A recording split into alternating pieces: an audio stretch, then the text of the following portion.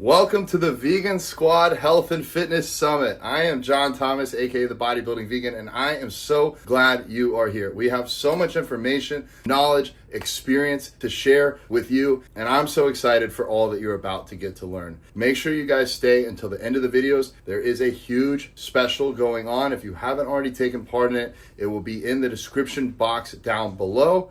And I'm also going to include the link to the VIP tickets that you've already purchased in case you want to send it to a friend. If you need anything else, reach out to me or any of your Vegan Squad coaches. We're here to support you on your journey to becoming the best you can be with your health and fitness. We'll see you inside. So I'm feeling really weighed down.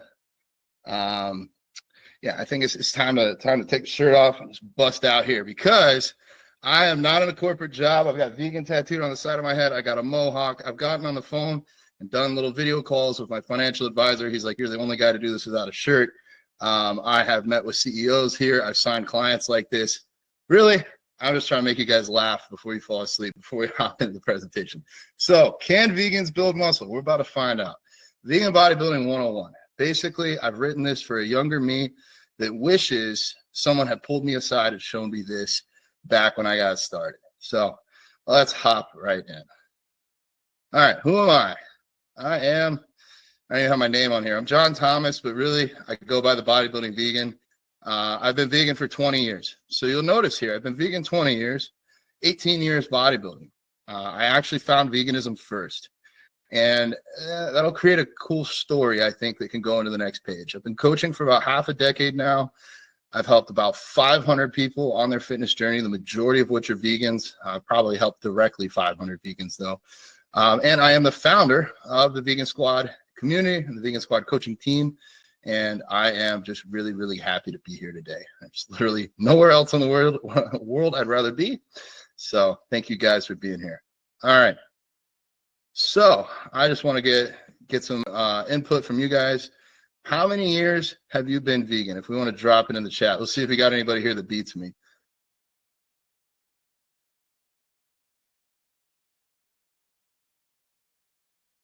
And while you guys are typing, I'm going to read John's other message here. He said, I have conflicting goals as I'm interested in competing in bodybuilding, but I also train jiu-jitsu, which requires a lot of energy performance. When you're shredding, is it possible to take into account extra calorie burning from jiu-jitsu in order to continue training and modify your calories accordingly to do a shred with a slightly higher intake? Yeah, for sure, brother. I mean, I've had people do shows that do like UPS or like USPS, and like they're getting 20, 30,000 steps a day. It can be done. It's going to be harder though.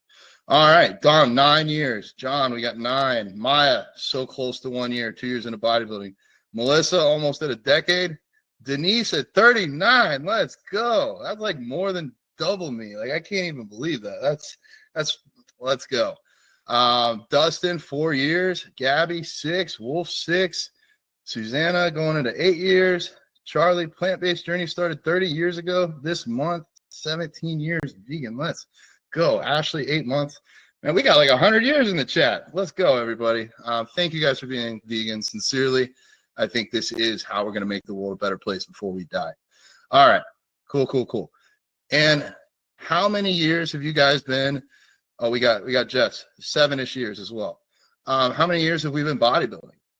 Anybody that's been doing this for a while? I'm curious to see like where we're at, dude. Are we mostly with newer bodybuilders, or with people that have been doing it for a while? All right, Melissa, we're at half a decade, 5 years. I know Maya's at like 2 years. She already said that. Wolf, 15 years. All right, Wolf, my goal here is to teach you at least one new thing. I hope that I can. John, we got 2.5 years. Charlie going on 3. All right. Never competed, but bodybuilding in the gym for 22 years, Jordan. Well, I don't know if I'm allowed to say it or not, but we might be changing that here within the next year. Jordan might be going on stage almost in the next year, possibly 2027. We'll see. We're gonna see how things go. Been in the gym, Maya, since 2016. I'm glad that we've been working on that for him. Dawn, off and on, 35 years. Just enjoy it. Me too. I say enjoy the hell out of it. Like, you got to be a little bit crazy to want to be a bodybuilder. Something just has to be a little broken up here. And if it's not broken yet, just keep enjoying it. But we're going to dive in. All right. So why this matters.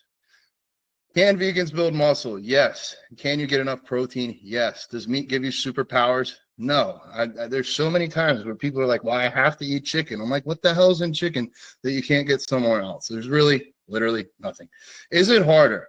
Only without a plan. Only without, if you haven't been given any guidance, then of course it's harder. But like, I have some friends that have just given birth to vegan babies, and like, for their child, it's not going to be it's not going to be harder for them to be a vegan bodybuilder, or even to be a fit vegan or a healthy vegan.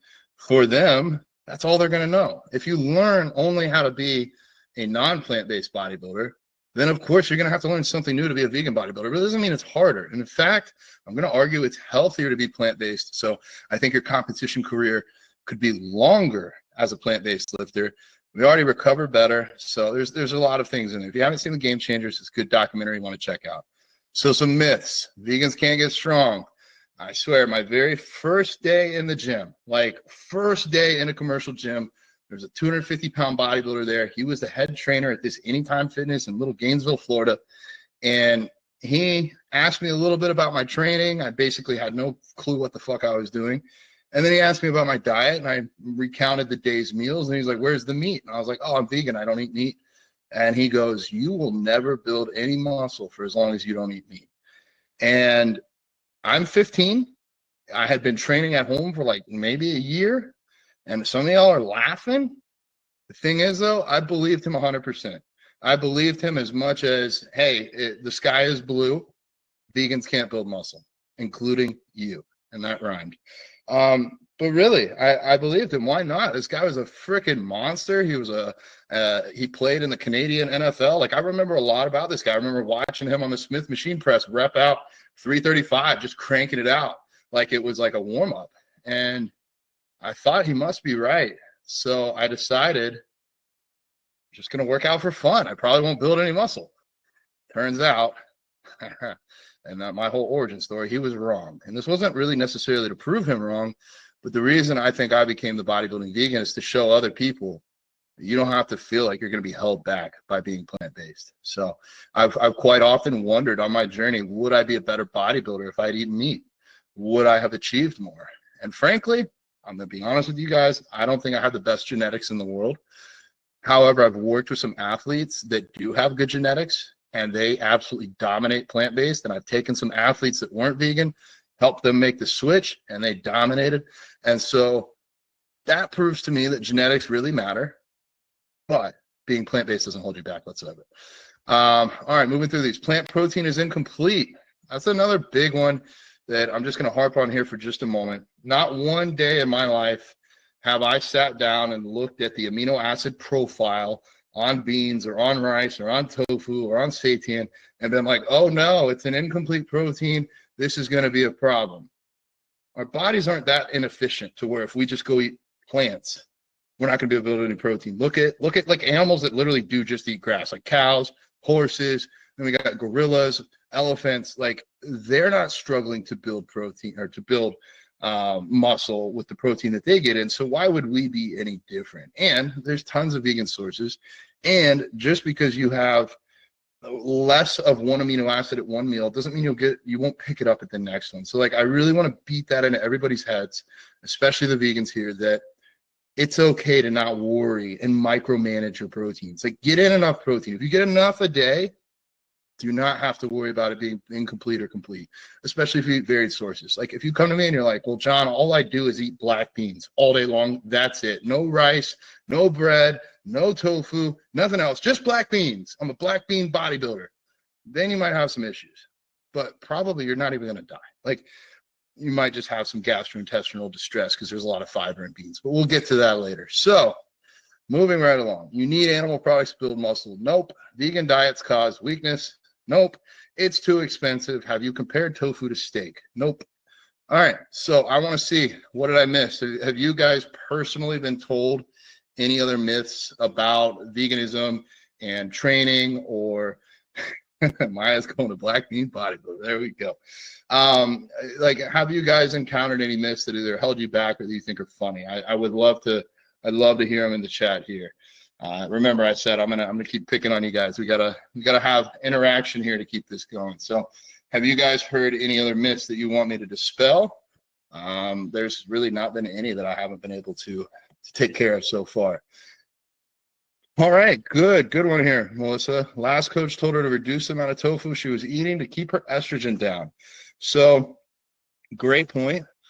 Estrogen, this is something when I go speak in public, especially with older crowds, even if they've been plant-based for 20 or 30 years or vegan for 20 or 30 years, they still hear about estrogen causing problems, especially from soy. And I have a few thoughts on this. So thank you, Melissa, for bringing that up. So soy contains phytoestrogens, but not the same estrogens that have a true impact on the human body. Like you can eat a lot of soy and not grow man boobs, or if you're a girl, you know, like I think women would just start buying down pallets of tofu instead of getting breast implants and boob jobs if soy was really going to help them grow in that department. So, I mean, I say go hit a heavy chest day. That'll grow your pecs, and then eat some tofu after, but the tofu alone ain't going to do it. I mean, I guess if you got really fat, you could get some man boobs, but really that's not the route we're going down. So the estrogen and soy, not an issue. I've never personally worked with someone that's had an issue. I've never seen blood work come back high on someone that eats a lot of soy. Granted, you don't have to eat soy every single meal, but I do think some is heart protective, and it's a great source of protein. Classic plants feel pain. Dustin, we can go back and be like, well, if plants feel pain, what are you feeding your animals that you slaughter? Even if plants did feel pain and we truly care about plants, then we would still be vegan because you'd kill fewer plants by being vegan than eating animals that have been eating plants their whole life. Is gluten causing inflammation a myth? Lynn, I think this is somewhat person to person dependent. I will say when I write meal plans, I do not include direct sources of gluten like from wheat and flour. I will program seitan, which is made from vital wheat gluten. It seems to digest a little bit differently for some people. However, I wouldn't put like just regular bread in a meal plan. Sourdough bread though has enzymes, and it's the way that it's created seems to cause less issues. So if you really love bread and you're trying to keep inflammation down, I would go with the sourdough bread instead. One of the reasons I was hesitant to try, I'm assuming trying vegan, is the good old protein myth. I'm glad to be here and learn more about how to go vegan and get the nutrients you need. 100%. Yeah, it is a myth that vegans can't get protein. I mean, again, I don't expect you guys to be quite like me. I'll throw it out there. I'm the world's largest bodybuilding vegan, 275 pounds. I don't know. I'm waiting for someone to challenge me on it. Maybe there's someone else out there that doesn't have Instagram or isn't on Reddit, but I would love to see if somebody else has surpassed this. Then I can just give this up and let them take it and carry the torch a little bit further. But 275 pounds is where I've gotten. Not exactly stage lean or anything like that, but I don't know anybody else in this range. And yeah, I've been vegan for 20 years, vegan longer than I've been lifting. So 100%, you can get all the protein you need. John, I did do a price comparison with homemade seitan. It's on par with hamburger for cost. Tofu is cheaper or on par with eggs. Great, and you'll save on your healthcare bills. You won't have a clogged arteries and get a heart attack as well. Yeah, seitan, homemade seitan is probably the cheapest grams of protein per dollar on the planet. You can get, depending upon if you buy it in bulk or not, you can get up to almost 100 grams of protein per dollar. It is nuts. With the way that food is just getting expensive right now, I would recommend, if you guys are trying to keep costs low, use things like vital wheat gluten to make seitan, TVP, tofu, things like that. They're going to be way, way down in cost. Wolf, vegans can't enjoy tasty food. I love that, brother. Whenever I go to expos and events, I try to go support the vegan vendors. And I tell them we're all on the same team. Like, I'm trying to prove vegans can build muscle. They're trying to prove that vegan food can taste good. You know, we can just use that as another form of activism. And then Jess said, look at Asian countries. Soy consumption is super high. Yeah. In Asian countries where meat consumption is low and soy consumption is high, basically poorer regions, because tofu is cheaper and eaten more frequently by people that are poor versus people that have the money to buy the, say, crappy meats and like fast foods and things like that. If we look at the China study, the biggest study ever conducted in the world, shows that the people that eat less meat and eat more things like soy live longer. So another really good point there. Plant estrogens have anti-cancer benefits, if you recall correctly. Yes, John. And they don't act on mammal hormones like that. So people ask about the actual mammalian hormones in milk. LOL, estrogen and otherwise. Yes. Yes. So like if we are truly concerned about estrogen, I'll tell you, there are two places that you guys are possibly getting it. And then really where the world also gets it. So I'll start with the world. If you're drinking milk from another species, if you're not quite yet plant-based and you're worried about estrogen, that would be the first thing to take out. Just throw that out. You go to a plant milk, almond milk, oat milk, soy milk, whatever milk, anything other than a mammal milk. The other two that you guys will want to worry about, I don't know about you guys. I don't drink anymore. Bodybuilding has messed me up in a number of ways. And one is I just can't. When I look at the calories in alcohol versus the calories in cake, I'd rather eat the vegan cake all day. So I don't drink anymore. I don't do any drugs that make me feel bad the next day. LSD, shrooms, weed. We'll talk about those another time. Maybe we can have a fun side talk here. But anything that makes me feel bad the next day, I've pretty much thrown it out of my life. And that includes alcohol. But alcohol will convert to estrogen. Basically, when you drink, as soon as you start drinking, until that alcohol is cleared, your body knows, oh, shit, there's a toxin in my system. I do not want to build any muscle right now. I want to get this cleared. So actually, funny enough, if you're going to drink, it's better to drink in a cut when you're not going to build muscle anyways than to drink during a bulk. And then the other one, plastic. If you're going to drink out of something that has plastic like this, make sure it's BPA free. But the last thing you want to do is see this one, it's glass. You want to microwave glass. Don't microwave plastic. Even if you have Tupperwares that are like high quality, do not microwave them. The plastics in that, or the estrogen in that plastic, will leach into your food. So that's what you guys have to worry about. Most of you probably aren't drinking milk, but definitely stay away from the plastics. Maya said, someone told me there's a difference between the appearance of vegan muscle on stage.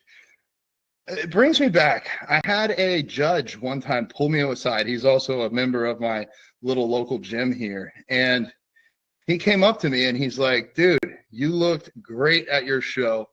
I think you're going to dominate at the next one. Just wanted to let you know, though, I think your chest is a little underdeveloped. I was like, oh, okay. Any specific exercises you recommend or anything I should do differently? He's like, no. I don't think it's your fault. I think it's your vegan diet. And I'm like, so the rest of my body just chooses to grow muscle, but because I have compassion and empathy and I don't eat dead animals, my body's like, nope, no chest for you. I then asked him, like, so what do I do differently here? Is it a posing issue or should I eat differently? And he's like, well, maybe if you ate some meat, your chest would grow. And I'm just like, again, people just have no clue. So Maya, great question. Do vegans have different appearance on stage? Nope.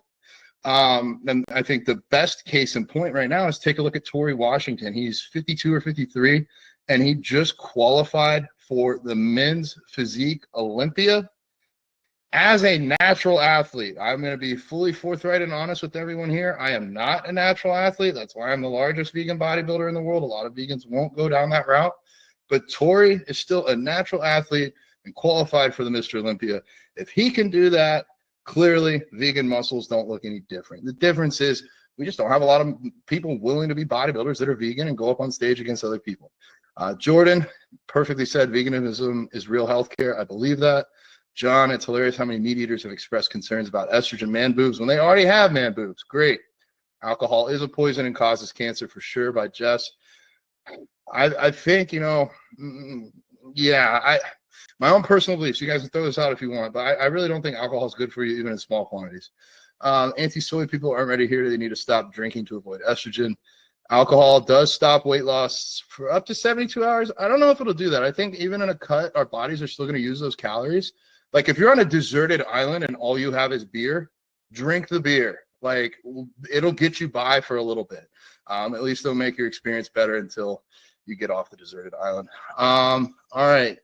Tory Washington was praised for his appearance of vegan muscle on stage. He was told his carb pump kept looking better instead of fading.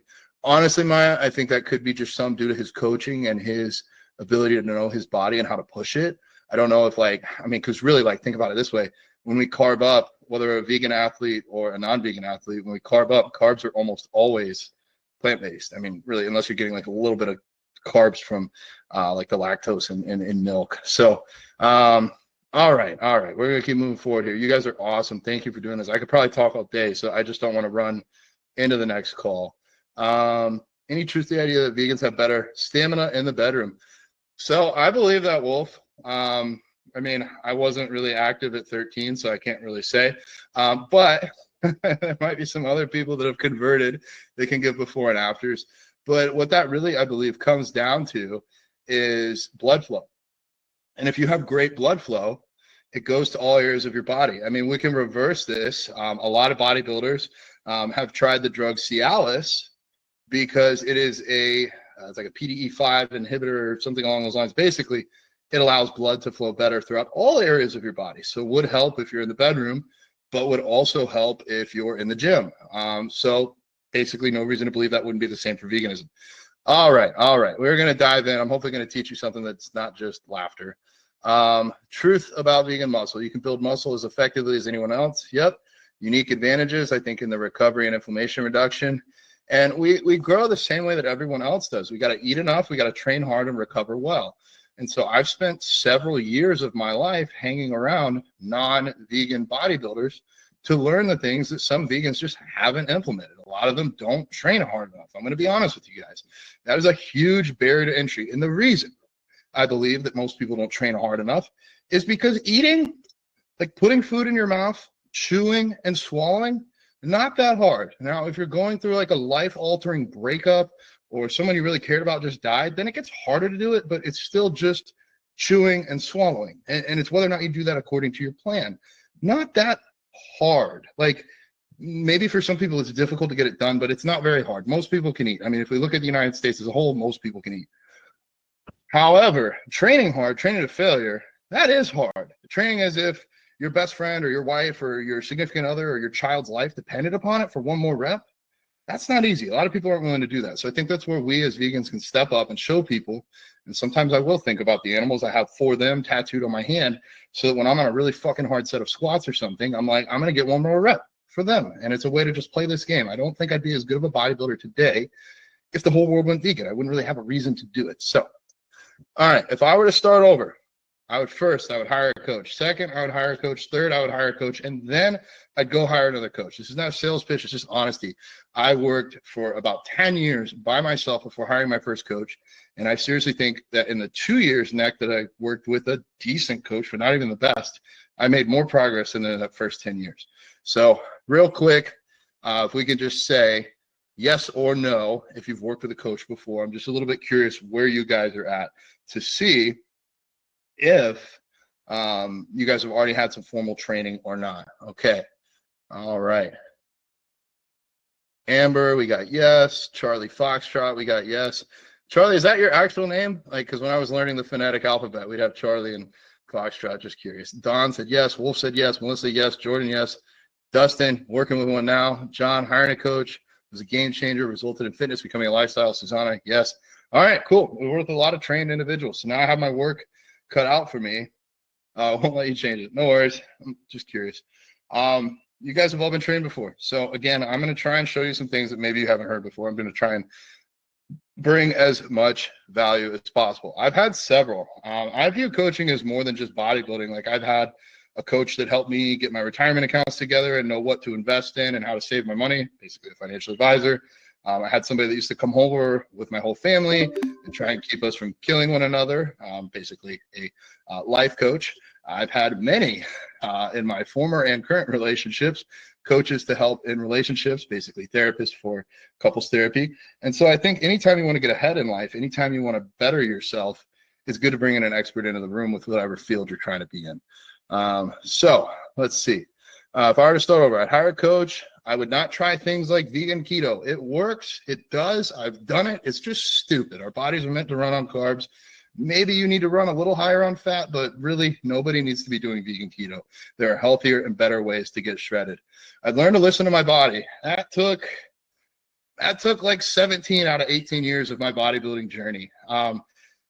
I've been relatively injury free. I've never like broken something or torn something. I pulled my hamstring And that was a little bit life shocking for me. I thought somebody punched me while I was training, and I ended up on the floor, and I looked for Allie to yell at her and be like, Allie, why would you punch me? And she was across the gym. And then I thought maybe a ghost had punched me. And then I got really scared because I realized none of that happened. Something happened internally, and it scared me. So when you're training hard, good idea to listen to your body. Funny enough, we had that whole workout session filmed, and when we rolled it back to the beginning, I was doing hamstring curls, and I was like, something's kind of pinching in my right hamstring, and I just didn't listen. I pushed through it, and I got hurt. And like I said at the beginning of this, you can be hurt now for 2 weeks or 2 months, but either way, you're not making progress. So listen to your body. Additionally, let's find the foods that your body can handle well. We're going to get into that. Vegans have a lot to learn here. I've learned a lot from the bodybuilding extremes as far as digestion and how that can be set up. And I'm excited to share some insights with you guys, because a big limiting factor, maybe not all of you are trying to step on stage or be the world's largest vegan bodybuilder, but if your digestion is messed up, your body's not going to want to build muscle. It's not going to get through the food that you're eating well. You're not going to feel like you're ready to grow. I would also invest in minimal equipment. Like, you guys don't need to go freaking crazy and buy everything that could be taken to the gym. Some good shoes. This could be something as simple as like flat shoes, Converse. I think there's the Naked, not Naked. There's another brand. I can't remember. Another brand of shoes that's like flat, very minimalistic shoes. Basically, I would avoid anything with a heel unless it's a specific squat shoe. But again, you probably don't need that to get started. Potentially straps and wraps if you have any wrist issues or want to hold on to heavier things. Don't even need a belt. You really don't. A lot of people use a belt because it makes them feel safe, but you don't need a belt to grow. A belt actually forces you to push your stomach out and will make your stomach a little bit larger and thicker and blockier, which if you're trying to be a bodybuilder and have a skinny, nice little waist, it's not going to be the best thing for you.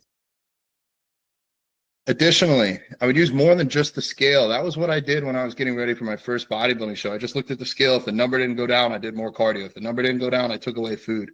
I didn't even really do enough photos to compare myself, or subjective measures like, how do I feel? How is my performance? If you only look at the scale, you're probably going to be disappointed the rest of your life, because when you're in a bulk, you're going to want to see it go up, and eventually it's not going to go up anymore.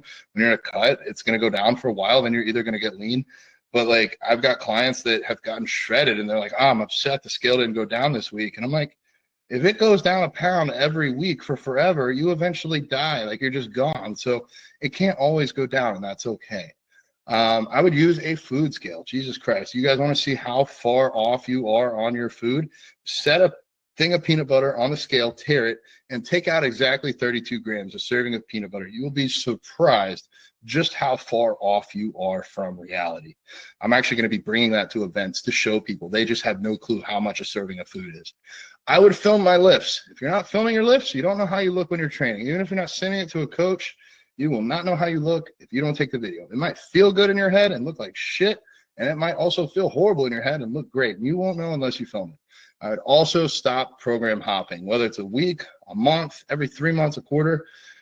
People move through workouts way too fast. They think that they need to change things up. And really what happens when you change things up, you don't become proficient. It's like, would you rather try and learn Spanish for the next year, or Spanish for 2 months, French for 2 months, Italian for 2 months, Chinese for 2 months, or Mandarin? If you stick with something, you can get good at it. If you're always changing, you might be okay at some things, but you're never going to be proficient. And especially here for knowing how to train hard and make significant progress, we're going to really want to stick with the program until it's not working. All right, most common beginner problems.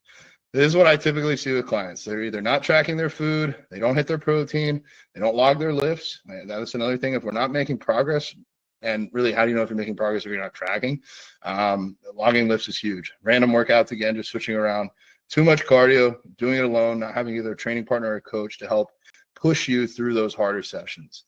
So I want to know right now, you guys, we got a lot of people that have had coaches in the Vibrant 5 Fingers. That is a good one. Yes, thank you.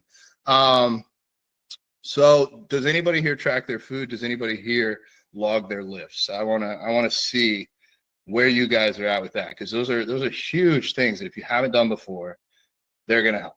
All right, Charlie, getting back into it again. Maya, I know you do both. You send me your check-ins. Maya, or I'm sorry, Melissa, another M. Yes to both. Good deal. Ashley, I know you've been making some gains. Ashley's been practicing Spanish too, I see. All right. You guys are coming through here. Amber, been tracking until recently. Fair. Dustin, yes, food lifts. We're getting better with logging it. Okay. Susanna, only lifts. John, both. Dawn, not right now, but they have. And Wolf, tracking lifts 6 months ago. What a game changer. Yeah, it's huge. It's really hard to make progress. And I know a lot of people think they can memorize everything, but like I've yet to see somebody that truly can. I mean, you can make progress without it, but like, why hold yourself back? And also, why not do something that's as minimal as just logging? It's not that hard. So, all right, big three. I'm gonna say these are like the biggest three things I would focus on. Nutrition, muscle building, and fat loss are directly related to nutrition. You really need proper nutrition, otherwise you can't do either one. Training, progression, just hammer that in. Progression, either way you look at it, if you're not tracking and proving, you're not going to grow. You can go to the gym and you can train hard. You can, younger me, I wanted to see if I could lunge 60 pounds for a mile. I couldn't, but I did it for a quarter mile and it took 2 hours. Do you think my legs grew? Do you think I got stronger? Did I do anything other than really just challenge myself mentally? Probably not. It's not a way to make progress just by doing hard things. We've got to do things that we can progress on. Recovery, sleep, and I got some supplements for you. Honorable mention, this is like getting into the nitty-gritty, hormones. However, usually if we fixed everything on the top of this slide, the hormones, they come into play unless there's something truly bigger at hand. So when I program for clients, we start with these three, make sure that those are nailed, and then if we're still dealing with hormonal issues, then we take a look at that separately. So, big question, whether you're cutting, bulking, am I eating enough? Please, for somebody, could you define for me what enough is? Enough is not a caloric measure. Enough is not a certain amount of macros. Enough is not a meal plan.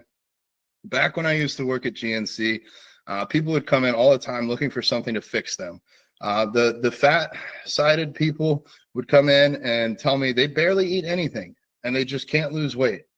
And then I would ask them, can you like give me a food log? Can you tell me everything you've eaten today? And they'd be like, well, I had a pack of sour gummy worms. I was like, the little one or the big one? They're like, the big one. I was like, okay, that's probably 500 calories. And they'd be like, did you have anything else? I had a peanut butter and jelly sandwich. It was only like 300 calories. I tracked that one. Okay, great. You didn't have anything else? Well, I did have McDonald's for breakfast. Okay, all right. I mean, we're still only at maybe 2,000 calories. You're not doing that bad. And then they got a drink in their hand this size. And I said, you're drinking diet soda, right? And they're like, no, diet tastes like crap. This is regular Mountain Dew. And I'm like, all right, it's starting to add up. You don't feel like you eat a lot. You don't feel like you eat enough to lose fat, but boy, do you. And then same thing on the other side. I'd have skinny kids that wanted to grow come in and they'd be like, well, I eat a lot. I'm like, what'd you eat? And they're like, well, I just had a whole large Domino's pizza. I'm like, okay, it's 5 o'clock. What else did you eat? And they're like, what do you mean? I'm like, what else have you eaten today? And like, that's it. I'm like, well, there you go. You're just not eating enough to grow. You feel like you're eating enough. We all have this like set internal like hunger level. It can fluctuate, but typically the people that it can depend on the food you eat too. If you're eating a bunch of junk, you'll want to eat more of it. And if you're already one of those people that likes to eat a lot, then you're going to overeat. Same thing for some people. It's easier for some people to be skinny than others because food's just not a huge driver for them. Maybe they're a workaholic or you got other things going on. But what we have to do if we want to be a bodybuilder, we got to overcome these natural inclinations to sit at one point or another. So enough does not equal correct. I've been getting uncomfortably full at times to get to 275 pounds this year. It's the biggest I've ever been. And so, yeah, there have been some times where I'm like, I kind of wish I didn't have to eat this meal. I know I'm a fat ass. I know I love to eat. But really, like, if the magic fairy came in and said, you don't have to eat this and you're going to grow as much muscle, I'd probably be like, okay, slide it to the side.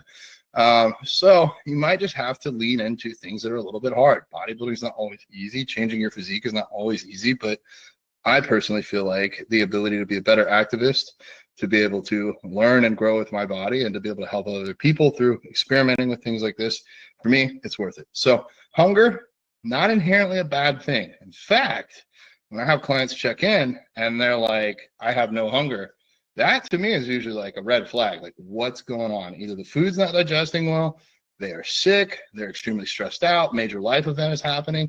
So if you have no hunger, something is probably going on. Additionally, what I like to do and what I train my clients to do is to try to fall in love with a little bit of hunger while you are in a deficit. I'm not saying like stomach rumbling, like hating life, but oh, I'm a little bit hungry. Okay, great. That means I'm burning fat right now. If we can change that mindset, I think it'll help a lot of people. At least for me, when I did some of my preps and got really lean, I would be scared of being hungry. So I'd like push all my calories to the end of the day.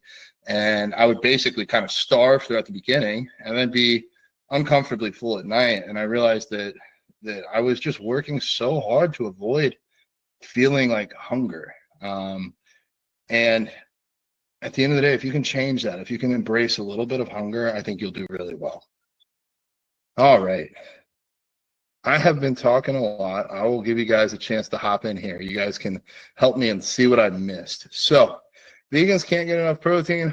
I mean, if you look literally anywhere with Whole Foods, if you're just trying to be healthy, Whole Foods plant-based is the way to go. If you're trying to be a vegan bodybuilder, you're probably going to want to find some of these other isolated protein sources and find a way to make it work. So soy, we got protein powder, TVP, say grace, tofu, edamame, soy curls, edamame puffs, tempeh, mock meats, soy milks.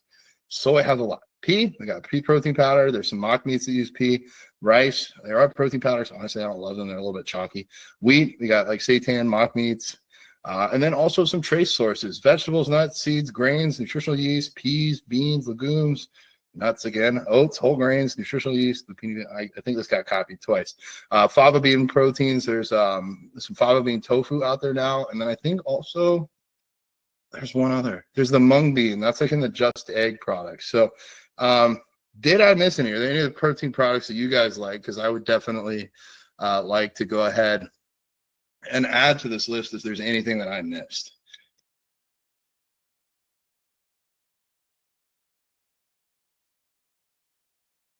All right, cool. All right, well, looks like I found every protein source known to man. All right, how much protein? Another great question.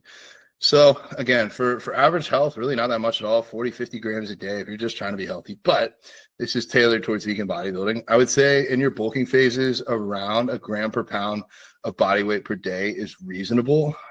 Can go higher, especially if calories are super high. Like I've gone higher, but my calories are also closer to 6,000 than 5,000 right now. So for someone like myself, you can go a little bit above that. For a cut though, you can go above that number. And the reason for that is a couple things. One, protein is not stored quite as much as fat and carbohydrates. Fat, dietary fat, as soon as we eat it, it can be stored as fat. I did not mention spirulina. Great point. So when you eat dietary fat, it can get stored as fat. It's already fat. It can just get stored. With carbohydrates, our body first wants to push them into our muscles. Second, like why I'm sweating right now, body wants to use carbohydrates for energy and for fuel. Then if it has too much, then it can start to convert it to fat. Protein, it is very difficult to get our bodies to convert protein to fat. I mean, that's why the kind of keto style diets have some validity or some ability to work when you just remove carbohydrates in total. But I don't really recommend it. But when you're on a deep deficit, protein can keep you feeling fuller, so it might help with adherence to your diet. So if you're really struggling and feeling hungry a lot and not able to embrace that hunger because it's too much because you're towards the end of prep, then we can bump the protein a little bit higher. I wouldn't keep it like that year round, not from a health perspective. Like really, there is another thing. I didn't even put it in here, but like protein does not damage your kidneys. That's a pretty big myth. It's been purported for a long time. So the myth started because patients with like kidney disease would then be put on low protein diets. And if they were not put on low protein diets, their kidneys that had already failed wouldn't be able to filter out that protein.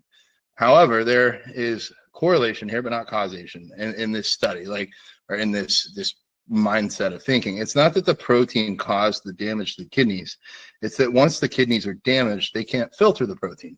So eating a high protein diet doesn't hurt your kidneys. What does hurt kidneys is high blood pressure. So people that are overweight, people that experience a lot of stress, people that don't do cardio, those are people that are more at risk for kidney failure. And then once you're in kidney failure, you wouldn't want to eat high protein. But if you're exercising and continuing to maintain a healthy blood pressure, protein's not going to hurt you. It's just, at the end of the day, it's the most expensive macronutrient. And then too high protein can be harder to digest. So you kind of have to feel with your body here. All right. Carbs. And this is another big one that I harp on. White rice is not the enemy. With carbs, we really, really, really want to make sure that our digestion is on point. We want to focus on nutrients and digestion here.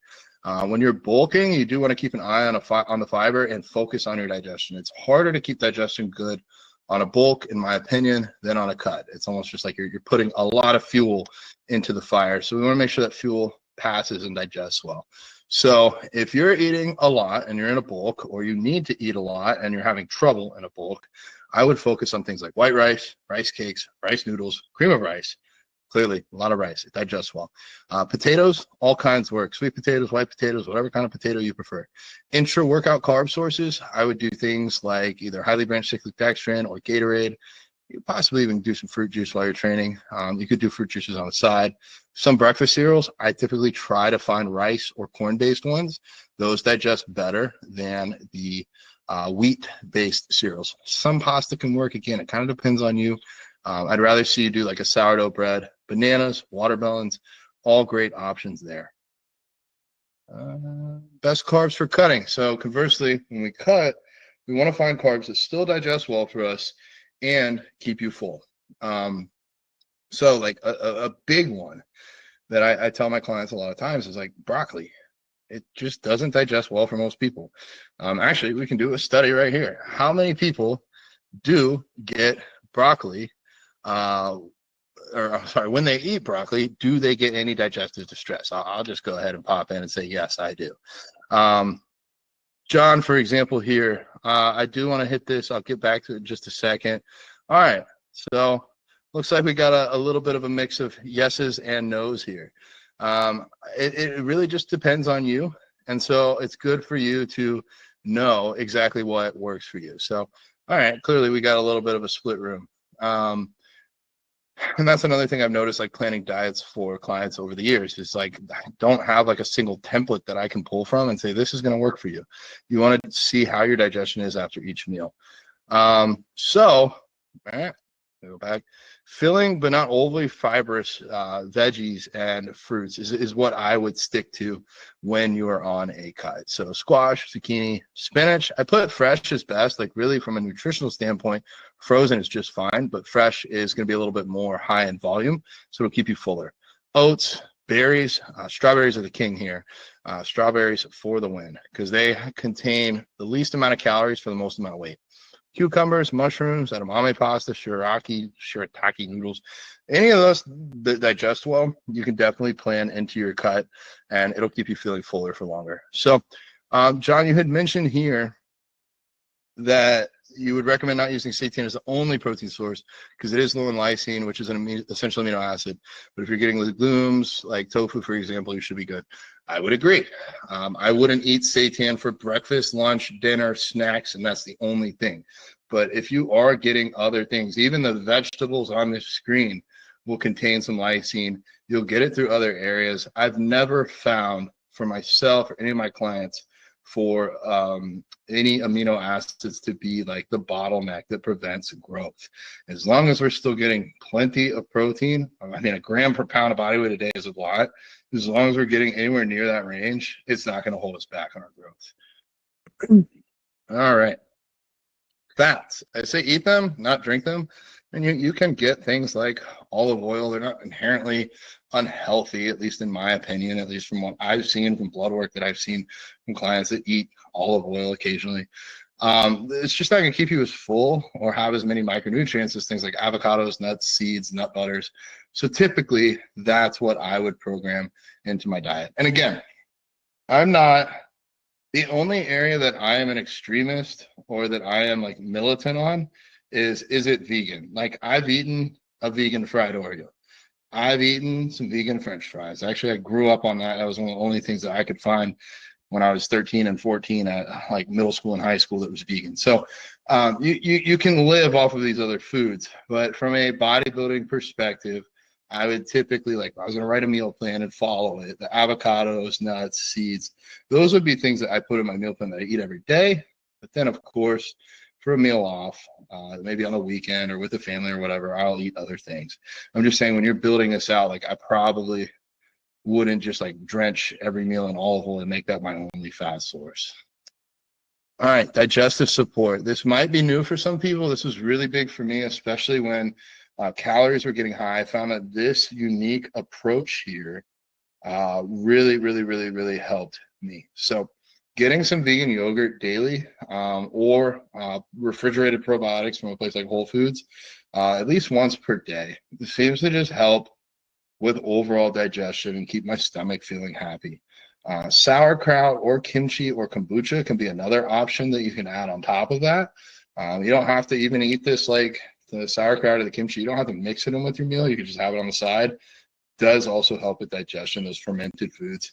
And then I'm pretty big on this apple cider vinegar kick. I don't think it's like got extreme health properties, but I've just found that when I mix that, I might also mix it with glutamine, and have it in some water. Don't just do like a shot of the apple cider vinegar. It's really like super acidic and can mess with your teeth. But if you mix that in with some water prior to your first meal, again, I think that it helps with digestion. And like, here's how I personally, anecdotally can say it works for me is like when I travel and I don't always bring it, I start to notice like a couple days into traveling that my digestion is just not as good. My stomach just feels heavier. Food doesn't seem to process as well. So, what to eat as a vegan bodybuilder? Macros versus a meal plan.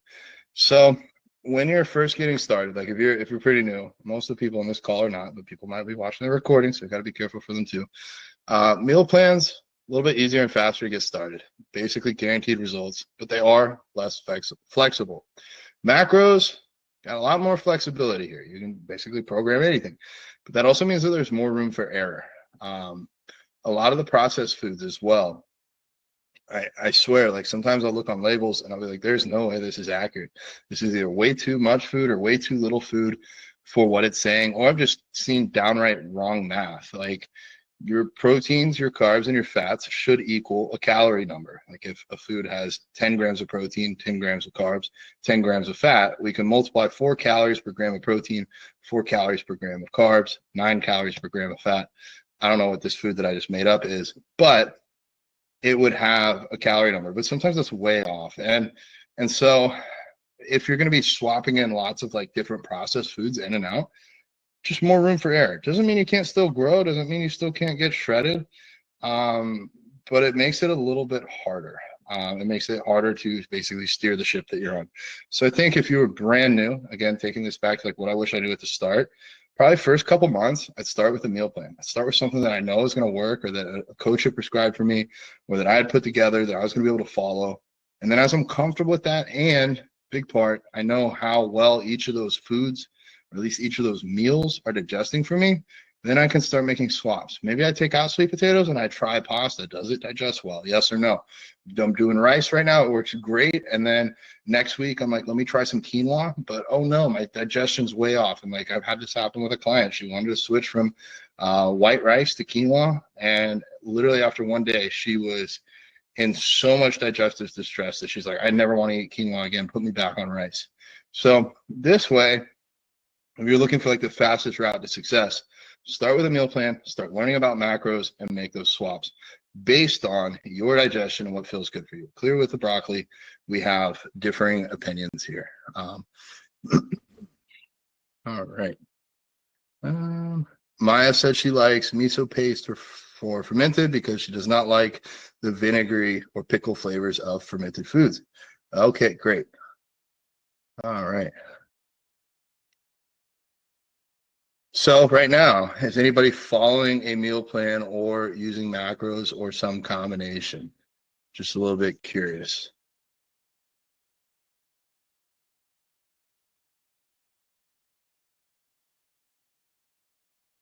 Right.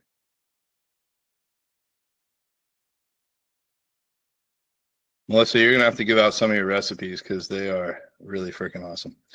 I know that she follows macros and always has some cool stuff coming through. Check her stories. All right. So Maya, meal plan. I know Dawn, not right now. Ashley's on macros. John, tracker macros most days. I feel like after a while you get so you can kind of graduate from it. I would agree. If you've never done it before, it's a great learning exercise. If it sounds completely new to you, you'll learn a lot by doing it. Dustin, a combo, but mainly a meal plan. Wolf, eating by intuition. I would eat myself into a nice big round human. John, no meal plan. Susanna, macros during November. Cool. All right. Thank you guys for playing along. All right. Training intensity matters. I want to know, how hard does everybody train on a scale from 1 to 10?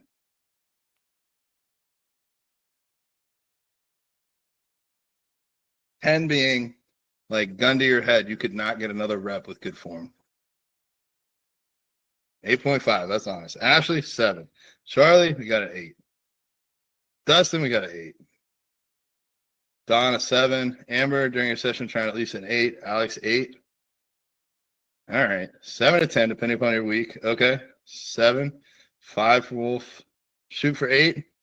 I think you can always say you can do more. Yeah. I'm gonna say I probably train at like a 9 to like a 9.5 most days. And the thing is, if we don't train with enough intensity, we're not going to grow. I think this is where Mel at an 8, a lot of people might be off on these numbers, even myself included. And the way that I believe that is I've trained with several pro bodybuilders, even just with different training partners over the years. And I know that I seem to show up harder on certain days when there's like some stakes on the line, where it's like, I don't want to look like I'm weak, or I don't want to look weak as a vegan. So I'll push myself harder than I normally push. And then I'm like, I thought I was at a 9. Maybe I was more at like a 7 or an 8. So I have some videos, I think, coming up. Oh, yeah. Who goes to failure? You feel like you take your sets to failure. That is another one. We're going to watch some videos and see who goes to failure and who doesn't. And it's actually like really easy to tell if you go to failure or not. I'm a pretty big proponent of that because I feel like once you've done this for a while, once you've got a few years into the game, that chasing into that failure is where you're going to grow. Ashley, your mind fails me over your body. Not just you, literally everyone, Ashley. Everybody fails in their brain before their body fails. Your mind will trick you and tell you that you don't have one more, but we often have one more that we can go. Wear a vegan AF or other vegan shirt to the gym and you feel like you have to represent. Yep. Or get the head tattoo, one of the two. You take that to the gym with you, and at least for me, it's always like I'm on display. I need to perform because the animals are counting on me to at least do my damn best in here and not make them look weak. So, all right. Let's hop back in. So I think one of the best ways to tell if you train hard is to do video form reviews. Even if you just send them to yourself instead of your coach, it can be great. I would get a tripod. It allows you to get better angles. You know, you can trim yours. I ask my clients to trim them down about 5 seconds before and 5 seconds after. Get your entire body in the shot. You want to see how everything's looking. Things that I look for is like the machine and the bar setup. Like, is this set up efficiently and safely? Hand and foot placement, bar path, range of motion, tempo, and then in all caps at the bottom there, intensity. Be safe. If something hurts, like this was something like if sometimes my clients don't do a set to failure, I'll be like, did everything feel all right? And they're like, no. I'll be like, okay, that would have been good info to know, because otherwise you had like another 5 reps in the tank. Let's not go too slow or too fast. Based for this conversation, we're talking about bodybuilding, not like any specific strength sports. So we don't need to be overly explosive or not. There's like this swap directions mindset that you can have here. Basically, if somebody was in the gym, they're like, okay, swap direction. Like if you're doing a bench up or down, and they're like, swap, you should be able to move it in a speed at which you could swap at any time. So if you're coming down, you see some people come down super fast, they wouldn't just be able to turn it around and push it back up. Same thing, if some people, to get extra reps, they'll just like fly through the rep. If you're so uncontrolled that you're flying through the rep and you couldn't change it, from a bodybuilding perspective, I feel like you're leaving some potential progress on the floor, and you're also making yourself more likely to get injured. So who has or currently does film their sets. Oh, and Don, great point here. Don't usually go to failure because we're by ourselves and don't have a spotter. So great point.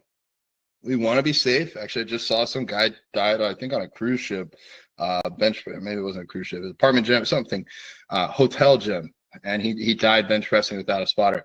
So that's what I would say. It really depends on exercise selection. So I try to program for my clients things that they can go safely to failure, like push-ups, for example. You fail to get a push-up, I mean, your dignity might die as you fall on the floor, but you won't. A dumbbell press, same thing there. You should be able to go to failure without getting hurt. I also recommend you don't ever become a pancake. So anytime you do a leg day exercise, like a leg press or a hack squat, put no weight on the bar, pretend that you took a nap in the middle of your set, and make sure you don't get crushed. You don't want to become a pancake. So I would definitely recommend going to failure, but when it's safe to do so. So Melissa, haven't been filming. Dustin, haven't been filming. Susanna, never filmed.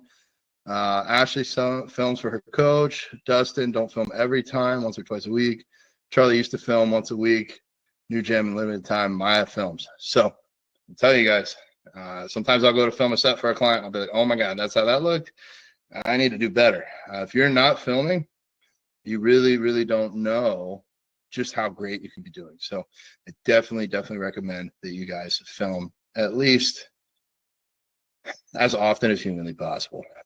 So I love to do drop sets. Thoughts on that? I do have some thoughts on that, John. We will cover those towards the end. Yeah. All right.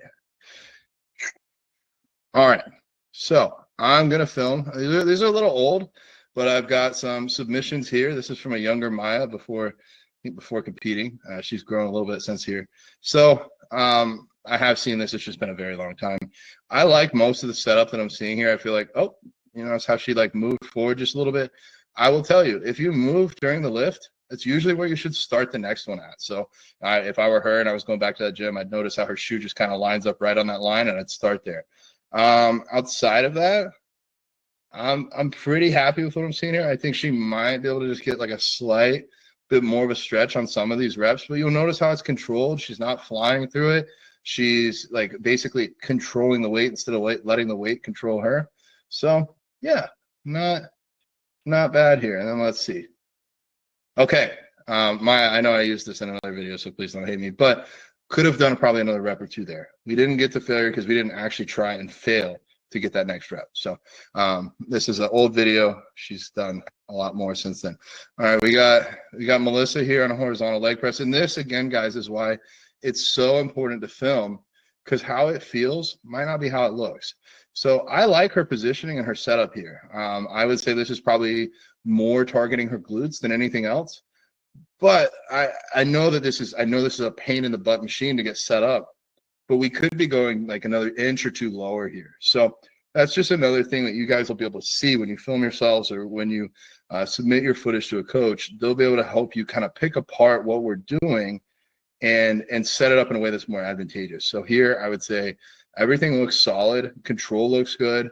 You know, slight resting at the top, but she's not taking like 10 breaths. So that's also fine. Intensity seems to be there. It seems like she's pushing hard. I don't know exactly what weight she has, but it doesn't really matter. The weight's all relative. But again, if we could get this about 2 or 3 inches lower, I think that would be really beneficial for her here, at least for maximizing the growth that we could get on this. Yeah, you can tell she's training hard. If somebody says, oh, I did a set of 12, but it looks like that, then you know they're pushing. All right, so now I got Alex here, another leg press and another form of training. So you can really get a lot from videos that you might not be able to get otherwise. So you'll notice there's a really big bend between his toes, his ankles, and his knees. His knees are coming really high. Back when I first started training, they said, don't train like this. It's bad for your knees. It's not actually bad for your knees. It just makes this more of a quad-based movement. So I actually basically like everything that I'm seeing here. Again, I try to nitpick everything that I can, because if there's anything I can find to improve their movement, I will. Notice his hands are locked in. He's creating a really stable base. And that last rep, is that his last rep? Got to find out. It looked like it was going to be his last rep. And it was. So that right there, like, perfect example of failure. He had the machine set up safely where he could fail. And he maybe wasn't sure or not if he could get that last rep, but he still went for it. Didn't get it. That to me is like, okay, we went to failure. All right, got an RDL here. So this is a former client of mine, Jason, and you'll notice on most of these reps here, his toes are coming off the ground. Like that's just another thing that like otherwise this movement looks pretty solid. His back is staying pretty nice and round the whole way through. Dumbbells are staying nice and close by him. Overall looking good. But what I would tell him is we want to still use our feet. See, he lost his balance here. And we want to push through our heels for most movements, but that doesn't mean we don't want to also have our toes on the ground giving us balance. So I say like push through your heels, but balance with your toes. Put like 90% of the weight on your heels, 10% on your toes, dig your toes into the ground. And he wouldn't have sidesteps on this movement or stepped back. And I think he probably would have gotten a few more reps if he didn't have that like kind of moment where things just started to fall apart. All right. Another big reason we want to like watch our form here is just over time. So this was Allie, like I think when she first started working with me, and then some time after, and you can just see the difference in how she's pulling here. On the left, she's really reaching forward. I feel like for this movement, it's more of a contraction-based movement, so you don't want to overly stretch. I also prefer that you keep your hand in a neutral position. We don't need to twist our wrist, so you can go back and over time just compare one video to another. It's pretty cool from a progression standpoint as well. And here's one of me. It was like the most recent video I could find. So I've never used this machine before, so I'm not an expert, but you'll notice I'm going pretty much all the way down. For me, this was pretty heavy. Getting a stretch though. We're not bouncing at the bottom, going back all the way up to the top. Each rep should basically look identical. You should be a machine. And then see, there, went for failure. Couldn't get it. It's all right. All right, so intensity failure, I think those are the kings. We want to use good range of motion to stretch the muscle safely, keep tempo slow enough to not use momentum. Outside of the above, not else really much matters. So you can do rep ranges anywhere from, at least they've studied that you can do rep ranges from 6 to 30 reps and you'll still build muscle as long as you go to failure. I really would recommend that you track your sets and reps. It can be easier as well from a programming standpoint. If you feel really good, like you had a really good set of 10 this week with 100 pounds, it might be better next week to come back and do 105 pounds instead of trying to do 11 or 12 reps. Very like minor thing, but whatever really works for you that also feels safe. So hopping into, well, let me check the chat, see if you guys have anything. All right. Recovery and sleep aids here. So everyone's built differently. I've noticed this with clients myself. But really, like I think like 6 hours is like kind of the universal cutoff. If you're consistently getting less than 6 hours of sleep, I would say that you're leaving some progress on the table. Most people seem to perform well between 7 and 9 hours of sleep. For some people, 7's better than 9. For some people, 9 is better than 7. But 7 to 9 is almost 99.9% better than 5, at least for the majority of people that I've worked with. So if you have trouble sleeping, definitely create a bedtime routine. No TV or phone for 30 to 60 minutes before bed. I say that, but then like I don't always do that. If you're like me and you're going to be on your phone, make sure you're not getting triggered. Like I try to stay off Instagram or anything that might like have any rage bait or anything that might like annoy me. I usually just read like articles or something, and I have the brightness turned all the way down, and I have the blue filter turned to where I don't see any blue light. You can definitely improve your sleep by making your sleepy area colder. We tend to sleep better when we're not hot. Melatonin, historically used incorrectly. Most people use way too much. I would say anywhere from a quarter to like at the max, a half of a milligram. So what I do is I take a 1 milligram tablet and I break it into 3 pieces. It's like a bell-shaped curve. Like a little bit of melatonin is good. Too much can do the opposite effect. It can keep you from falling asleep.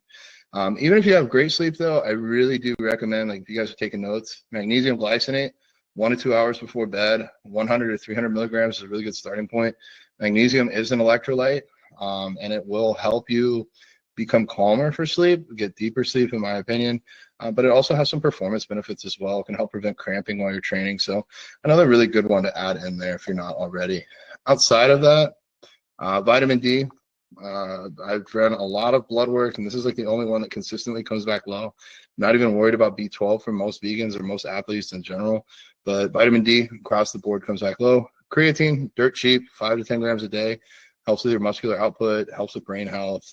Super easy to use. Timing doesn't really matter. that's where I would have started with those. Any other supplement questions? I know that like this definitely is an area that people approach me all the time, like, oh, vegans have to take supplements, or I was told I need to take these supplements, or what do you think of these supplements? So if anybody has any specific supplement questions, I just want to leave that open as well.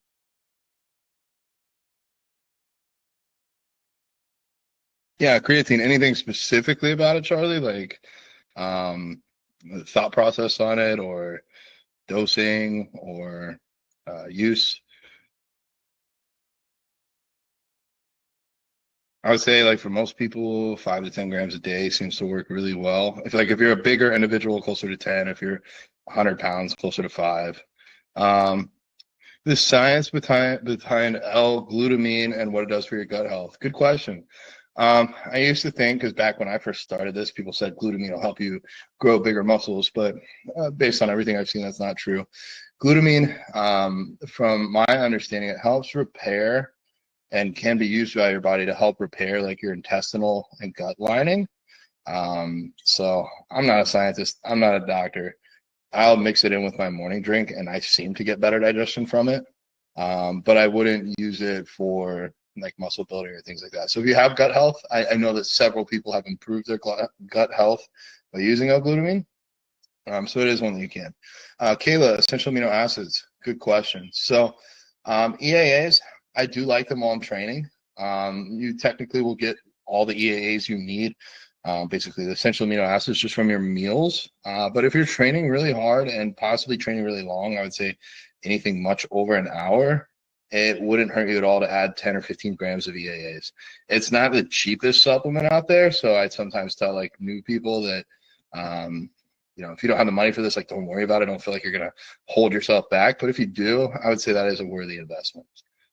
All right, I know I've gone a little bit over, guys, so you got some good questions coming in, though. Do I have any recommendations for products or brands that do not use animal products in the supplement? Sometimes tablets use animal-based gelatin or dyes from bugs. Good question, Nadia.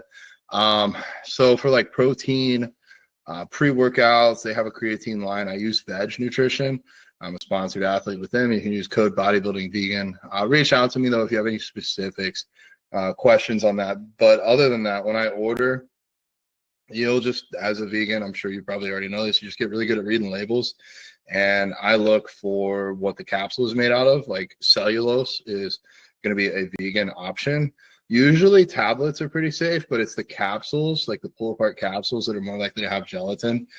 Outside of veg, I don't know, like I think Deva, D-E-V-A, they do make like a vitamin D product and an algal omega product. Those are both good. So really, you're just gonna have to read in those, because I don't have like a direct one I could send you. John said, recently started increasing creatine intake due to the brain benefits recently discovered. If you take enough to go beyond what the muscles use, it's supposed to make you be able to be more rested than you would without it, even with less sleep. 15 grams twice per day. 15 grams twice per day, that's higher than I've ever tried. I usually just run about 10 grams a day myself. But I have seen some of this other research coming out showing brain health benefits. I feel like of all the things that people overdo, creatine is probably the least likely to cause any issues.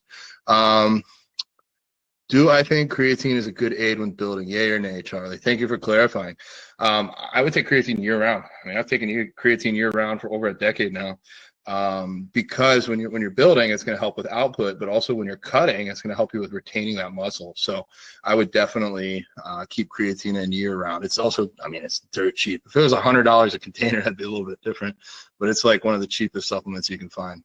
As a vegan male bodybuilder, what signs or indicators might suggest that your hormones are out of balance, and how can you recognize them early?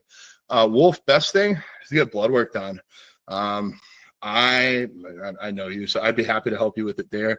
Outside of that, it's like so many factors that could be other things. Like if you're having issues in the bedroom, if you're tired, if you're not building muscle, but like those could come from so many other issues that really, like, without blood work, it's hard to say that that's the issue. I've had I'll put it this way, I've had a number of male clients come back and be like, I think my testosterone's low. Then we get their blood work and it's not low. And it's like, okay, Are you like super stressed at work? Yeah. Okay. That might be causing some of those issues. So there's a lot of like, those issues can be caused by a lot of things. So if we look just at the symptoms, it's hard to pinpoint. Ashley, what's the recommended water intake while taking creatine? Depends on your body weight. Good question. I would say enough water to where you have a few like clear urinations per day. The typical rule of thumb is like 1 ounce per pound of body weight. And I don't think it needs to be like crazy higher while on creatine. At least in my experience, as long as you're getting adequate water, like creatine doesn't necessarily raise the amount of water that you need just to be adequate. Definitely don't do it if you're like, for some reason, like water fasting or doing like a religious fast. I would take it out then. Mary Bruce, good for vitamins, completely vegan. Okay, thank you, Lisa. Okay, good deal. All right, I'm going to try and speed run through the rest of this. Thank you, guys. All right, wrapping it up. Beginner mistakes to avoid. Program hopping. Seriously, I would stay on the same program until you stop making progress with it, or at least until progress becomes very slow. Training too light. This happens more with women than with men, but across the board, a lot of people are stronger than they realize. Again, I would take those sets to failure. Not eating enough. If you're having trouble gaining weight, it's because you're not eating enough. Maybe the foods that you're eating aren't digesting well. Maybe you need to try adding some more rice or some other easy to get in carbs. But not eating enough is definitely going to hold you back from building muscle, because you can't build muscle if there's nothing there to build it with. Too much cardio. I see less of this now. I think people are getting out of these like crazy cardio mindsets, but I have had clients that just, frankly, they enjoy cardio. They'll go bike for 30, 40, 50 miles every day that they get the chance to, and then they'll wonder why their legs aren't growing. It's like we can only go so far into one extreme. If we're trying to build a lot of muscle, we can't also build a lot of muscle and be running marathons at the same time. We can kind of toe the line between, but eventually you're going to gravitate towards one area or the other. Ignoring sleep. I've got several clients right now that they're doing pretty much everything right, but sleep is like 4 hours a night, and it's like your body just isn't magic. It can't do what it needs to do without sleep. And then I would also say doing it alone, whether that's without a supportive community, without a coach, without a training partner. I think that is one area that does hold people back. So with somebody else, you're able to try new things and push yourself a bit harder. All right, most important message: you don't need a perfect program. You just need a consistent one. I have people that buy programs from me every year, and it's kind of like, I'm ready to switch it up. I need a new one. And I guess if that's what helps them be consistent, that's great. But really, if most people just nailed the program that they're on and pushed it for all that it was worth, and took the videos and logged their meals and logged their lifts, they'd make a lot of progress. Even with a okay level program executed really well, you'll make a lot of progress. So if this is new to you, looks like most of you have been here doing this for a while, but again, recording, people might see it later. Your first 30 days as a vegan bodybuilder. Aim to hit your protein daily. You could at least track your calories too. That's a really low barrier to entry, protein and calories. Lift 3 to 4 times a week. You don't have to do 5 or 6, and I wouldn't recommend 7. 3 to 4 times a week, most people can build muscle. Most being like 99%. Track progress weekly. One simple plan. Don't need supersets or drop sets or any complexity here. Just something simple that you can follow.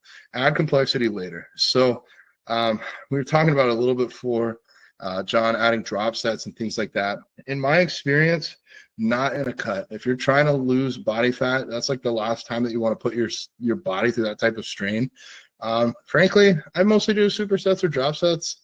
Supersets if I'm running late. If I'm absolutely running late and like all I have time for is calves or abs, I can do them both. I can go back and forth. But like if we're doing quads with hamstrings, you're just going to limit your output. And then same thing with drop sets. If you want to get a fun pump and do like a big drop set, like run the rack of hammer curls at the end of your arm day, sure, fun. But like if you start off with a hack squat and you do a drop set on there and you try and do anything else on your leg day and you actually do that drop set hard, it's gonna shatter your output for the rest of the session. So really, progress over everything else. If you're progressing and you're doing supersets or drop sets, great. As long as you're progressing, fine. But if you stop being able to make progress and you're doing lots of drop sets or supersets, that might be something that's holding you back. John Meadows, former great bodybuilder, used to say, like, you only want to dig that ditch so deep. If you dig it too deep, you're not going to be able to crawl back out of it from like a recovery perspective. So for most people, for the average person, supersets and drop sets can wait, at least until you've done this seriously for a while and you've made a significant amount of progress. I just feel like they're so recovery intensive that for the average person, it's just not going to be the best for them. Can you listen to me all day? I appreciate it, guys. Sorry, the first time running through it was a little bit longer than expected. So high intensity is better for building muscle, such as sprints, rather than a mile run. I think it depends on your output. If you're only training like 3 or 4 days a week, then you could definitely focus on sprints like on that 5th day. But if you're already training 4 or 5 days a week, I've actually noticed with my clients doing really low intensity, like just steps, can be great for them. I mean, if you're doing like a big cut, you might need to do more than that. But I usually like kind of have my clients do a minimum of 4 times a week, 20 minutes of cardio. And that could just be like an incline treadmill walk or a light bike ride. Yeah, Heavy app is what I use, Hevy. It's free. It's really easy to send workouts to other people or share it. You can Google it and use that. But I mean, I still at my mom's house, I have journal logs back to like 2012, me just writing out sets and reps. It's kind of cool to go back and look at sometimes. But if you forget your notebook or you lose it or you spill water on it, it's not the best. So for most people, I think Heavy is a great alternative. All right. What results to expect? Again, if you're just starting on your vegan bodybuilding journey, first 4 to 6 weeks, you should be seeing strength increases. If you're not, something's wrong. 8 to 12 weeks, visual changes. You might have them before that. Building muscle, though, it does take longer than losing fat. For like a big transformation, 12 to 24 weeks. If you're locked in for 24 weeks and people don't think what happened between these two, you're either really advanced or something wasn't lined up. So like, for example, got Sergio here. He's a member of the Vegan Squad community. Really, really, really proud of him. He came to me on the left side here about 6 months ago and said, I'm a vegan activist and I want to look the part. I want to look like somebody that people are going to respect for how I look and want to hear my message so that I can get this out to the world a little bit better. I said, okay, great. Let's hop in. Let's get you on a meal plan. We'll give you a meal off plan at least once per week. We're going to film your sets. We're going to train hard. We're going to push. And then he actually freaking stuck with it all the way through. And now you can see him here. I don't think he's ever had abs before. He looks like such a different person that I just talked to somebody else that didn't even realize until they saw this photo that they saw him at a party because they thought they were 2 different people that looked similar. So that is that kind of like 24-week transformation right there that if things are locked in, you can do. Now, granted, his next transformation will take longer because building muscle takes longer than losing fat, but he did both at the same time here. Like you can even see it in his arms. Like his arms look bigger now that he's lean versus when he was fat. Me here, that crazy looking dude on the left, that was my first competition ever, self-coached, down to like 155 pounds. I mean, you can see I still have the legs a little bit, but didn't really know what I was doing. And so by using the principles that I've shown you guys that I learned from some of my coaches, I was able to have my own transformation here.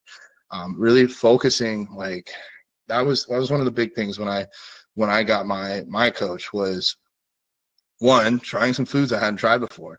They put me on a meal plan. I'd never done that before. I'd always tracked macros, and it really, really helped. The other, just focusing on progression over everything else. Like, got to get stronger or got to get more reps each workout with like that mindset behind it versus just kind of doing the same thing you're used to. I think that's why progress in bodybuilding is hard, because you don't get progress by doing what's easy. You get progress by doing what's hard.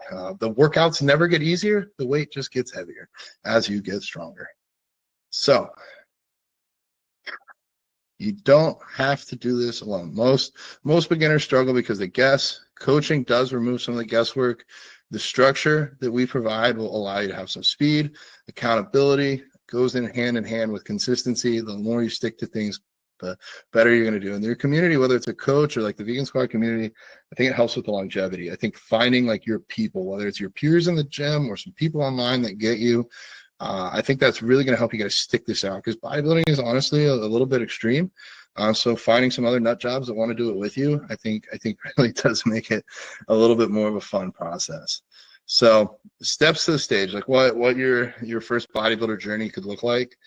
I would say 3 to 6 months just for most people to like learn the basics and start implementing them. Basically getting your gym membership, going to the gym, doing some training. Granted, most of you guys have already had coaches, so you've probably already done this. Depending upon the division, 1 to 4 years to build muscle mass. I think that's a pretty reasonable time frame. For like men's open bodybuilding, it might take longer. For women's bikini, it might take less. And then a 4 to 6 month prep leading into the show. So for most bodybuilders, it's going to be at least 2 years minimum before even thinking of stepping on stage. If you've already got a background in the gym and you've already made some progress, obviously that can go shorter, like Jordan. I'm hoping to take him to the stage possibly sometime early 2027. We'll see what he's looking like. But he already has experience. So I think like realistically a year would allow him to have a really good transformation as far as building muscle and then getting shredded for the stage. So it kind of just depends on where you're currently at. But most people, if you haven't been a bodybuilder for a while, you're looking at a good time investment before getting on stage. It's just the name of the game. I think it'd be the same as like, I don't really play basketball. If I want to be a basketball player and like play like the local league, like I think it'd probably take a couple of years to get good enough to do that. So what I want to show you guys is how we do it here with the Vegan Squad coaching method. It basically, this tells you a little bit of what it's going to help you do. But we have 4 things that we focus on: training, both the creation of the plan and the implementation of the plan and the reviewing of the footage. That is huge. I think that is one of the most vital aspects that a lot of people are missing out on. Then the nutrition.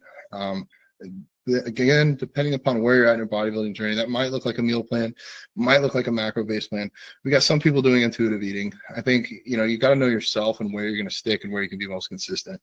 And then accountability, those weekly check-ins, like with Sergio. Every week we'd pull him aside. We'd look at where he's going. We'd look at his energy levels. Do we need to add food back in? Is it safe to take some food out? Make sure he's doing well, but also give him a chance to speak his needs and have that time to connect and convey what he's going through. And then the final one is communication. I think what would have really helped me in my own journey was being able to reach out to a coach anytime I had a question. Like the first decade, I did this by myself. I go Google for hours at a night. But it'd be just nice to have that direction of, hey, should I go up in weight on this? Or this is bothering my elbow. Do we have an alternative? And so being able to have that communication is that 4th pillar that I think is really, really important. So this, I believe, this concludes our presentation. I want to say thank you guys so much for taking the time here. I know I went a little bit over, but I wanted to give you guys all the information I could in an hour. Clearly, it's going to take a little bit more than an hour, but let's open up the floor to questions. And then I'm not sure if somebody else is coming. Team, do we know if somebody else is coming on at 5 Eastern? Like, am I butted up right next to where somebody else is going to be at? No, Samara is going to be in 31 minutes. So she's at. All right, we got 31 minutes. I don't know if we'll need all 31 minutes, but you guys got me here. If you guys have any questions at all, please drop them in the chat. I want to see it.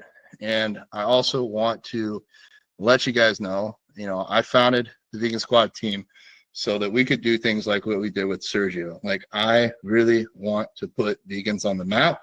I think if we can take vegans and everywhere we go, vegans are fitter, sexier, funner, happier, doing big things, and everybody's like, what the hell? What Kool-Aid are they sipping on? I want some of that. So if you guys want some help, I know we've already had some of the people in here already hop in, but we are going to do, for the first 5 people that fill this out, give you a month of coaching, at least get you set up right for the new year. Like, it's 2026. If you guys have been doing it your own way for a while, that's great.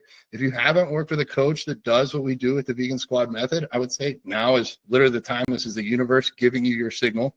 It's literally me saying, here you go. I'd love to share what our team has built with you guys, at least get you set off on the right foot and show you what we do. So please make sure you guys fill that out for me. Really, really likely to change your life. At least for me, it's been life-changing to have a coach and put me on that direction. And yeah, attractivism. I like that. Attractivism. Cool. I actually have not heard that before, but I've heard Nimai speak about how he wants to take veg nutrition and make this basically look like a really fun, awesome place to be. And I mean, like veganism, and that's how we're going to win people. I don't think we're going to do it by putting people down. I think people need to be educated. I think we want to put it out there and show them that it is wrong to hurt animals and that you can get jacked as a vegan and you can eat good food, but also that, frankly, I think vegans are a little more fun, at least from what I've seen, less stress. I ran an event with a guy in Miami that does 5 events a week. It was our first and only vegan event together. He pulled me aside after. He's like, dude, we didn't have any fights. We didn't have any arguments. Nobody had any issues. We had over 700 people here, and nobody had an issue. I've never seen something like this before. I'm like, well, you never invited vegans out before. Like, we're all here to be, kind of like those peaceful warriors. We don't need to fight, but can if we need to. So I'm definitely rambling at this point. Does anybody have any questions for me? Is there anything I missed? I know I asked you guys before to drop your questions in, but we got 28 minutes or however long my bladder can hold out. So drop them in. Let's go. I'm ready to answer anything we might have missed. And Wolf said, joining VSC has been such an amazing opportunity. The support, knowledge, and community have made a real difference in my growth and consistency. Wolf, I can see that, brother. I can see it in you. I can see it in your partner. I can see it in all that you're putting out. I see it in your posts. Like, sincerely, it's been really cool to watch you on your journey, and you are really like also advanced as well. Like for someone like yourself that's been doing this for so long, to see you move forward, it's a much harder hill to climb once you get further up it. So awesome, brother. Posing coaches on the team. Charlie, what division do you need a posing coach for?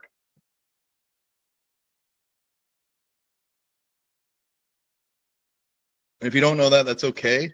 And also, if you don't know that, then that's probably something that we can push down the line a little bit. Okay, fitness or bikini? Well, you might be able to hop in with Maya. She might be able to give you some pointers.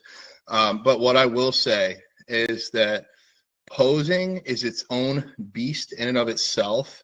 And for my clients, I can take the men's bodybuilders and work with them. But outside of that, I really would invest in your own personal posing coach. You have your own physique there, and there are people that spend their entire careers just doing the posing side. Like, bodybuilding is a crazy sport. They get the posing, the tanning, the suit, the venue.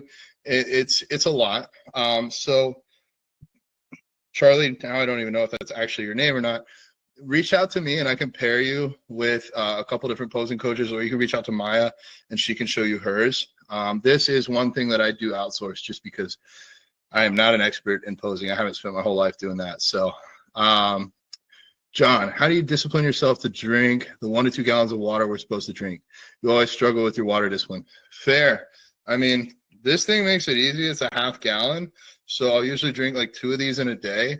That'll put me at a gallon. I also, I drink like an intra workout drink. So that's got, take care, Don. So that's got a lot of water in it. As well. I also consider my own personal philosophy is that any liquid that's not alcohol is going to count towards your water intake. So if you drink a diet soda, or if you drink some coffee, or if you drink tea, all of those count towards your daily water intake because even if it has a little bit of caffeine, it's not truly a diuretic. Even things like coffee, if you are dying on an island of dehydration and there is a barrel of coffee and a barrel of vodka, don't drink the vodka. It's going to dehydrate you even further. But drink the coffee. The coffee will hydrate you for a while. So it's kind of a myth that coffee is going to just dehydrate you. The caffeine content isn't high enough. Like, you'd have to do so much caffeine that you'd pretty much just die from the caffeine intake anyway. So like if you drink a couple cups of coffee a day and that kind of fills you up water wise, that could be counted towards your total water intake. So flexing lessons for me, not posing, just flexing, how to show off your gains. Yeah, I did that with Alex the other day. Alex Nearest, we took him to the gym because a big part of this as a bodybuilder, it's not necessarily being the biggest, it's able to display your body in the best way. And it is an art in and of itself. You guys will see just how hard it is too if you ever get to the stage, having to hold those poses. Like, I'm sure Maya can speak to this. Did you have a clue before you got started, Maya? No. I feel like I underestimated the comparisons part of being on stage and how long it might take to just, be on stage next to everyone, because they'll move you back and forth, and it just kind of like took a lot longer. Especially if they're just like keeping you in one pose. There were definitely points where I was just like shaking just because I was standing there just trying to be like so tight for so long. But yeah, it definitely is about learning how to highlight the best parts of you and like optical illusion the not as best parts of you out of the view, so that from the vision of the stage, like it is an art for sure. And yeah, I was not prepared to be shaking and sweating in heels just standing there. 100%. I mean, that is real talk right there. And some things you can't control on show day. Like you can't control who's going to show up. But you can mostly control like your tan, you can mostly control your conditioning, like how lean you get, and you can control your posing. And so that's one area that, even if my clients learn how to pose with their posing coach, they still need to practice. And like, I'll have people practicing for 15 to 20 minutes a day for months out leading into their show. And I had one client, and I actually was able to go to his show, and they made him pose for 5 minutes. And he competed in 2 different divisions. They let everybody but him go off the stage, and they brought out another 4 people. And they're like, okay, posing again. He went for like another 3 minutes straight. And like, those might not sound long, but like, go run the fastest you can run for 5 minutes. It becomes a very long time. And so same thing here with posing on stage. So I was really, really grateful that he actually listened to me and took the time to practice his posing in that way. And I believe that's part of the reason why he did so well at that show, because the other athletes just couldn't hold on for as long. So you might look great 30 seconds into posing, but do you still look great 5 minutes into it? Even some competitions as far as the Olympia have been won simply due to posing endurance. All right. I'll drop it one more time. If you guys didn't fill it out, click that link. I am going to run here in just a minute. So Wolf had asked, what does the future look like for the world's largest vegan bodybuilder? How big are we really talking? That's a good question, Wolf. That's fair. I think speaking openly, honestly, candidly with you guys, it's gotten hard. It's gotten hard being 275 pounds. I think I can truly, in some ways, relate to what it's like to be obese. And I haven't been obese, but being like, basically anytime you go anywhere, you're sweating. I get in arguments with my significant other and my brother who's here right now, like every night, about it being too hot. And they're like, no, it's cold. And I'm like, I'm dripping sweat. Fitting in planes is damn near impossible. Heaviest I've ever lifted? That's another good question. I'll get to that in a second. But I mean, I get out of breath as we go like on like any significant like hike or walk. As far as sleep has appeared to have gotten harder. I don't think that I'm having sleep apnea. Like Allie hasn't said that like I'm snoring or anything too bad, but I wake up tired a lot, but also conflicting variables. Like I work 12 hours a day, 6 to 7 days a week usually. So like, I think some of that might just be part of it, just like cumulative fatigue. We've pushed really hard as a team this year. Let's go Team VSC, but hopefully in 2026, we can take some naps. So all of those are like starting to get there. And then the digestion too, like Allie's like, why are you having so much trouble eating at night? Like, you know what to eat? Because I'm always like kind of in the kitchen, like, what do I want tonight? Like nothing really sounds good. And I think just eating almost 6,000 calories a day for like the last 2 to 3 months has been just kind of tiring. So I'm looking to take a break as far as like eating as much and like also like setting PRs in the gym almost every session. Like sometimes my body just feels a bit beat up. Like I have to move significant amounts of weight to continue progressing. So all those things to say, I'm looking forward to taking a little bit of a step back, but then it's like kind of like, where do I go from here? My entire goal my whole life has been to get bigger, at least for the last 18 years. Do I want to go past 275? I mean, I know that in some ways this isn't healthy. So, I mean, in most ways, being like an extreme competitive bodybuilder. So I'm not sure. That's the honest answer. I'm kind of like waiting to see what the universe provides, what routes come in front of me. I'll be honest, I get more enjoyment out of building this team and working with you guys and not necessarily being the center point. I don't necessarily like attention. As crazy as that might sound to some of y'all, I'm more of an introvert and I prefer to do things in the back end. But I've built this social media profile and it would feel like kind of a waste to not try and make the world better while I'm still here. So yeah, I don't know exactly. Heaviest weight I've ever lifted, I've deadlifted 585 for 6 reps.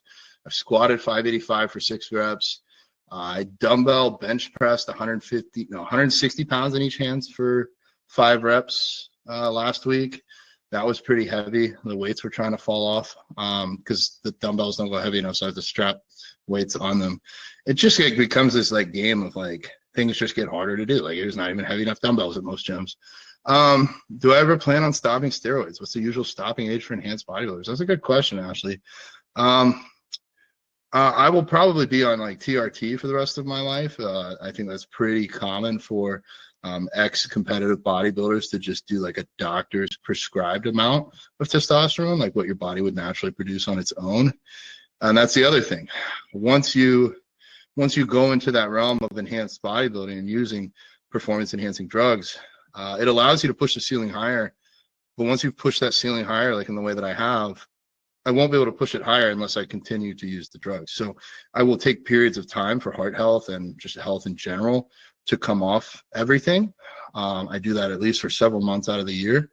But during that time, I won't make any further progress. So again, it's kind of like, where does the risk versus the reward lie? I think steroids have been demonized. I think that a lot of people just frankly don't have a lot of education, haven't read a lot of studies, haven't worked with other people that use them, don't really truly know them. I mean, ask anybody like about roid rage. Like, I don't think anybody in this room has ever seen me yell. I don't have those issues. Blood work comes back good.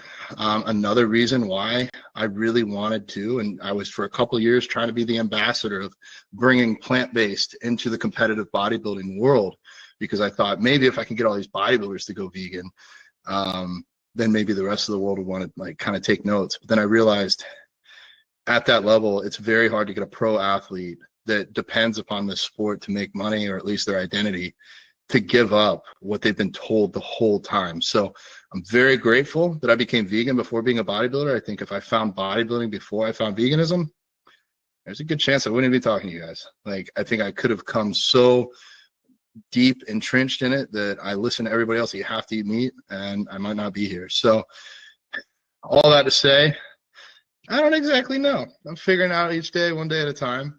I do blood work and I'm taking time off starting on the 1st so that I can make sure that I stay healthy and take care of myself.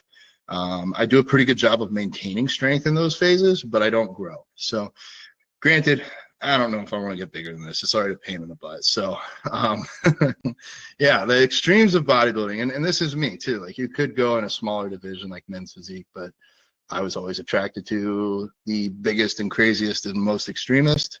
But that's just me. So anyways, I think I've talked for like almost an hour and 45 minutes now. You guys are troopers. I feel I feel like I hope you got some value out of this. I really do enjoy seeing all of you all. And it's funny that this feels like such a safe place for me to be so open, because I'm around really kind, conscientious, compassionate people. What's up, Quinn? Good to see you here, brother. So, I mean, some of you guys here are like my closest friends, and I consider you my vegan family. And the other ones of you I'm starting to get to know, and then there's some of you that are new, and I'm just really, really excited for 2026 and getting to spend more time around audiences like this. So thank you guys so much, sincerely, from the bottom of my heart.